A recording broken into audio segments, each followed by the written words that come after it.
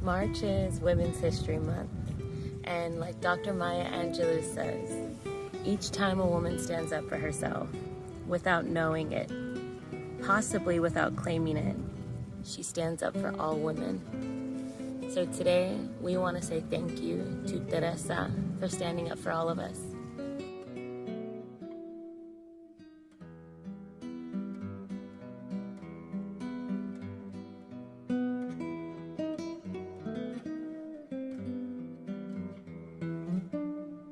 The Puente Project is a national award-winning program that has improved the college-going rate of tens of thousands of Californians' educationally underrepresented students since 1981.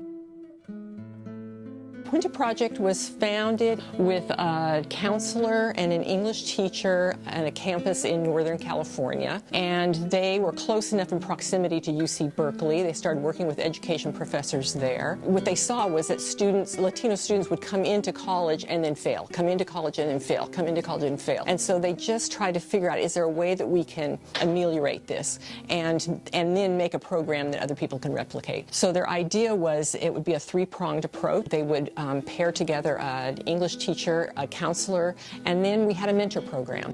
The students are also getting mentors from the community, so they'll be getting mentors who are in their desired professional field, in their majors, so they can kind of see maybe what they want to do once they graduate college and kind of start exploring their interests. At the end of the day, the goal is for students to, hopefully complete their degrees, and once they do, that they become kind of leaders in their communities and possible mentors for other community college students that are trying to get through that pipeline. And that was the Puente Project. It was a high-intensity English language because most of the students came in not prepared for college English, and in 2 years we had to get them transferable to UC. Which I was, for example, the English course instructor.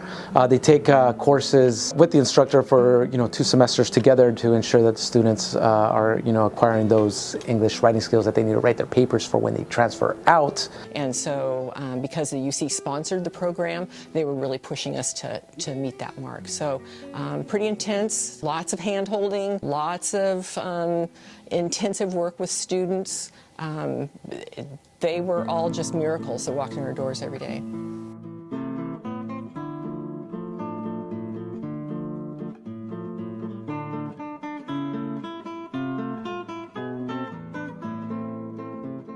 I was fortunate enough, my Aunt Teresa, she graduated from the University of Arizona.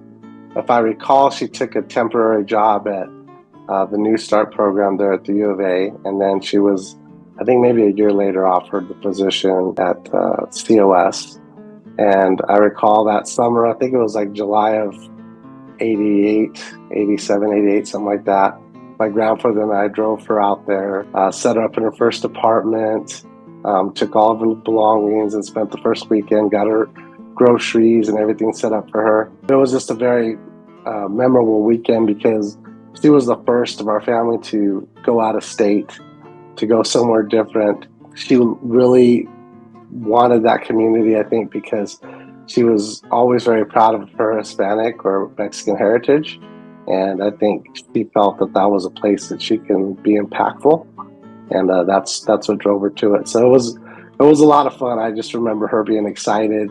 And I think she took that passion of COS and left it there. Joni Jordan. I'm a retired professor from COS. Teresa and I met when we co-founded the Puente Project at COS, and so we actually didn't meet until we went to the main training for team leaders at UC Berkeley. Interestingly, at that time, she had sort of a family crisis, and so she was a little bit late getting to the training, but we met that way. My name is James Espinosa. I'm professor of English at College of the Sequoias. I knew Teresa through the Puente Project here at College of Sequoias.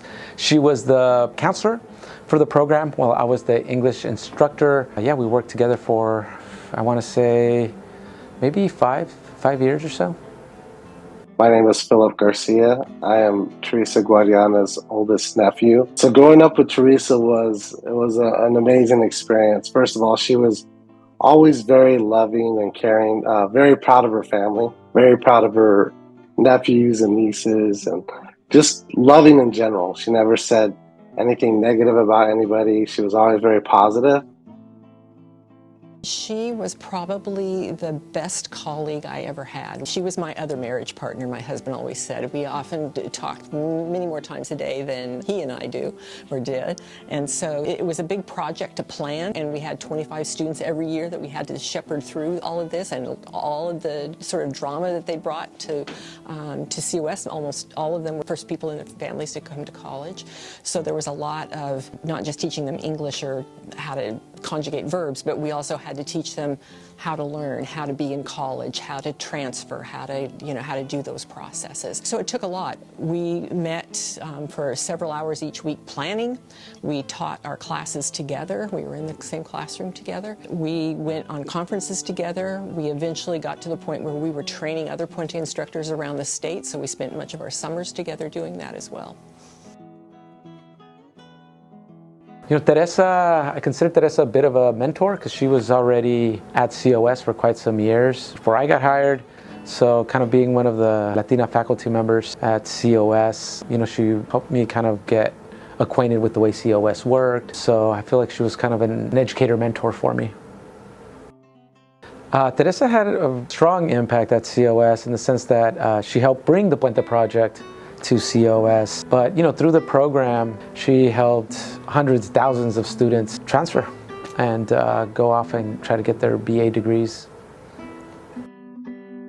She was the first Latina counselor COS hired, and she was very young. She was like right out of University of Arizona, and so 22 or 3, something like that, and she jumped into a campus that then was primarily white for not really great reasons. I mean, there was a long history of discrimination in Visalia, and particularly at that campus, and she was brought in to help resolve some of that, because we knew where the demographics were going, and it was really important to try and make a Latino voice on campus. So her legacy is that now there's an amazingly successful Puente program that continues to operate there. The 20th year anniversary was some years ago now, because Teresa was there, and she was still alive for that. And it was really stunning to see students who had come back after 20 years, graduates of UCs, doing amazing things in this community. They were in the Valley, raising families, sending their kids off to UCs. So that impact you can't even mark it. You can't even, grains of sand on a beach, you can't even imagine that impact. And it's certainly what she dreamed of. The best thing was that she was here to see that it was coming true for her. It was her dream come true. Personally, so my aunt was the first one in our family to get a college degree. I think myself, as the oldest nephew, she always preached for us to do well in school. She was a big advocate of education, be proud of our heritage, and just take pride in everything that we do. She gave 100%. So she was an inspiration to all of us. Teresa's mission in one sentence would be to empower students to envision themselves as professionals, as civic-minded people who want to be leaders for their communities. Two things. I think we paired so well because we were sort of a yin and yang. She was very methodical. She really had students lay out an educational plan and step, and then made sure they did it, She was enormously empathetic. She understood students on a level that was really important for them to feel like they could confide in her. In both of our classes, there was a lot of not exactly psychotherapy, but kind of psychotherapy, because a lot of times when you're writing things that are very personal.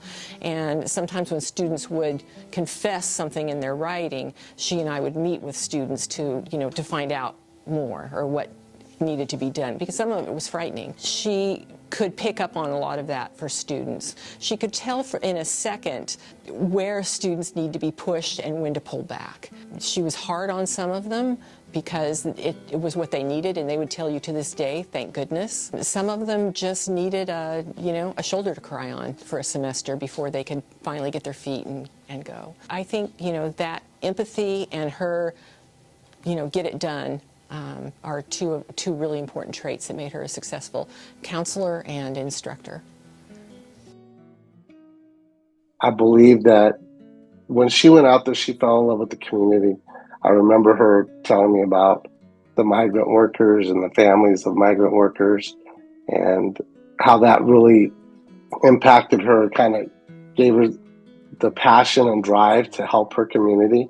So she would seek out people that I don't think believed they could ever get an education or didn't think it was possible. Family members that had worked in the fields or had other jobs and never had the opportunity to go to school. And she showed them that they could seek an education. She didn't just show them, she walked them through the process. And she continued to support them. She always had a sort of a mantra in her office that said, dream it, believe it, achieve it. So she told students all the time. I think it was important for her in her life. She also came from a very small town, first in her family to go to college, very small town in Arizona. And so going, to the big University of Arizona was huge for her, but she had mentors also. And so that ability to dream big and then go after it, that was her.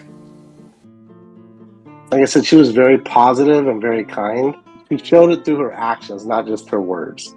So whether it was like taking time to help you with the school problem or teaching you how to get grants or additional funding for school or education, she was extremely competitive. So my aunt was she was just a sweetheart. Man, she loved her U of A Wildcats. And my grandfather and I were both Arizona State Sun Devil fans. And you talk about competitive, and when the Fangs would come out, it was during that rivalry. So even though we had never had crosswords ever in our lifetime, just during that football game or that time of year, she would fight us tooth and nail when it came to the U of A ASU rivalry.